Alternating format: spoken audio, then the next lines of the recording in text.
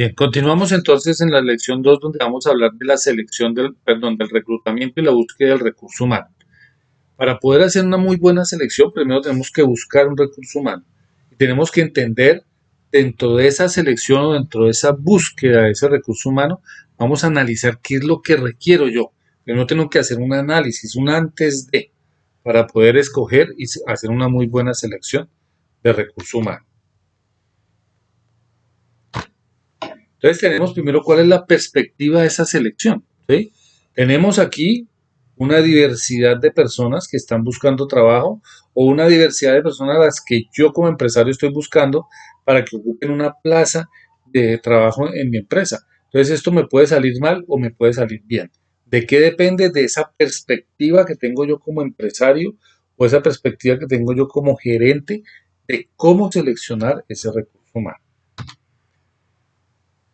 Tenemos claro que lo que vamos a escoger o a buscar es una persona, ¿no? Es un recurso humano, una persona que necesitamos. Y esa persona pues tenemos que ver que tiene que cumplir con unos requisitos especiales, unos requisitos específicos, un perfil, ¿sí? Que yo soy el que lo pongo, es decir, yo soy el que sé qué es lo que necesito de ese trabajador, entonces yo debo analizar muy bien ese perfil para que esa persona cumpla con un trabajo o con un cargo que también he analizado yo, ¿sí? No es colocar cargos por colocarlos, no es porque, es que tengo mi hermano que se quedó sin trabajo, entonces pongámoslo a hacer algo, creémosle un cargo ahí en la empresa para que no se quede desocupado. ¿Sí? O qué pesar sacar esta persona, los recortes. No, busquemos la forma de no sacarlo. Tiene 3 niños. Creemos un cargo allí cualquiera para que no se vaya a ir. O ajustémosle el perfil para que no tenga que abandonar la empresa. No. Se tiene que analizar muy bien que esta persona cumple bien ese perfil para que desarrolle bien su trabajo en ese cargo. Eso tiene un proceso, ¿no? Ese análisis de esa gestión de ese recurso humano tiene un proceso. Pero lo primero es la necesidad de cubrir un cargo. Cuando la empresa tiene esa necesidad, busca ver, bueno, ¿necesitamos ese cargo o no lo necesitamos? ¿Necesitamos crear un nuevo cargo o no necesitamos crear un nuevo cargo? ¿Sí? Entonces, lo primero es buscar la necesidad y entenderla muy bien. Luego analizar el cargo, ¿no? Vamos a analizar ese cargo. ¿Es un cargo que ya existe? ¿Será que tenemos que mejorarle algo? ¿Será que tenemos que buscar que el perfil de la persona que lo va a ocupar sea mucho más estricto para que se pula ese trabajo, ese cargo como que rinda más? Luego vemos el perfil de esa persona. ¿Sí? ¿Qué perfil vamos a requerir para ese cargo que analizamos? Es un cargo nuevo. ¿Cuál es el perfil? Que sea profesional, que sea técnico, que sea tecnólogo, que sepa de esto, que tenga ciertas actitudes, ciertas aptitudes, cierta formación, cierta experiencia. Luego sí entramos al reclutamiento o a la búsqueda, ya sabiendo que el cargo lo necesitamos, ya sabiendo cuál es el perfil de la persona que yo necesito, ahora sí vamos a buscarla. Después de buscarla, pues seleccionémosla. Y una vez seleccionada, entonces tomamos la decisión de contratar. Ese es el proceso de recurso humano o de gestión del recurso humano.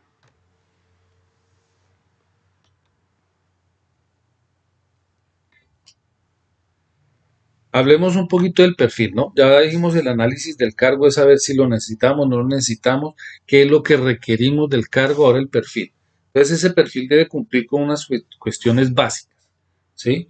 Con situaciones básicas. Depende también la empresa, los perfiles pueden ser muy amplios, pueden ser muy cortos, pero eso ya depende de las políticas que tenga la empresa y lo que realmente la alta dirección requiera de ese perfil, ¿no? Entonces tenemos como primera medida que vamos a hablar de una identificación del cargo. Entonces yo tengo que saber muy bien cómo se llama el cargo. Gerencia, subgerente, administrador, gerente de ventas, coordinador de puntos de venta, administrador, almacenista, jefe de bodega, jefe de compras, en fin. Identificar muy bien el cargo, ¿no? ¿Cuál es el proceso al cual pertenece ese cargo? Sobre todo en el caso de la empresa que tienen sistemas de gestión de calidad. ¿Y cuál es la jerarquía? Es decir, ¿va a ser jefe? ¿Quiénes son sus subalternos? ¿Quién es su jefe? O sea, ¿a quién le debe rendir cuentas esa persona? Es muy importante tener bien identificado ese cargo en esos aspectos. Con eso ni el empleado ni el empleador van a tener tropiezos en esa situación. Seguimos con las competencias. Entonces, ¿qué competencias debe tener esa persona a la que voy a contratar? La que quiero que me cubra ese cargo. Competencias en cuanto a educación, en cuanto a formación, en cuanto a experiencia general, experiencia específica y habilidades.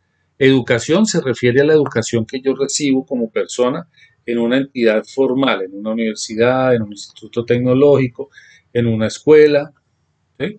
Esa formación que me dan las personas y que me dan un título donde dice, usted pasó tal curso. La formación es la que yo recibo durante mi vida laboral.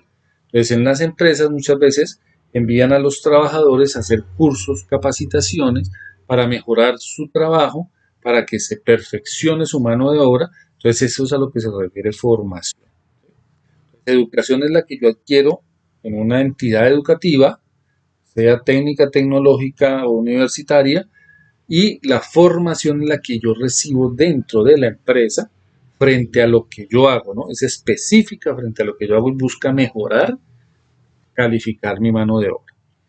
La experiencia general, pues se refiere a la experiencia que yo he tenido en general a lo que yo hago. Entonces, yo soy contador público, mi experiencia general como contador público, pues es hace desde 1993 que vengo trabajando la contabilidad y he trabajado en empresas agrícolas, mineras, hidrocarburos, comerciales, bueno, en fin. Esa es mi experiencia general en mi profesión. ¿Sí? Pero la específica es, por ejemplo, yo necesito una persona que además de ser contador, tenga una experiencia específica en la parte tributaria, por ejemplo, o tenga una experiencia específica en costos. ¿Sí? Entonces yo le puedo poner como alta dirección a ese perfil qué tiempo necesito de experiencia general y qué tiempo necesito de experiencia física específica. Entonces, por ejemplo, experiencia general, contador público profesional desde hace 20 años, con experiencia de 20 años. Experiencia específica, manejo tributario, contabilidad de costos, con una experiencia de esos 20 años de experiencia general, que 5 sean en contabilidad de costos. Entonces, esa es la experiencia específica. Y las habilidades es qué habilidades tiene esa persona, qué quiero yo que tenga esa persona como habilidades. Entonces, que maneje bien herramientas ofimáticas, Word, Excel, PowerPoint, que maneje bien el Internet, que maneje bien correos electrónicos, que maneje algún programa específico, por ejemplo, un programa administrativo, un DKR, un programa analítico, bueno, en fin, ¿no? Una habilidad específica. ¿Bien?